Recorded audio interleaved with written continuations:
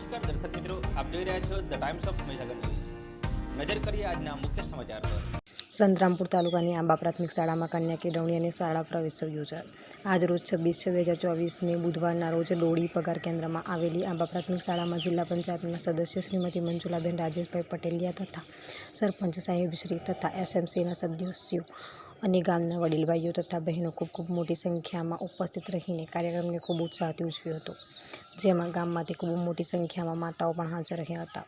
જેમાં આજના કાર્યક્રમમાં પણ હતા તેમનો પણ આભાર વ્યક્ત કર્યો હતો અને આ શાળાના ઉપશિક્ષક ચંદ્રિકાબેન ધમીરભાઈ ખાંટ ગામના વાલીઓને 101 વૃક્ષો વિતરણ કરીને એક રાષ્ટ્રીય સેવાનો શુભારંભ કર્યો છે, જેમાં પ્રવેશપાત્ર 21 બાળકોને દફતર પણ તેમને અર્પણ કરી વિદ્યાર્થીઓને શુભાશીષ આપ્યા છે। વિસ્તારના પડેપણના સમાચાર જોવા માટે અમારી channel the Times of Mahisagar ન્યૂઝને લાઇક, શેર અને સબસ્ક્રાઇબ કરો।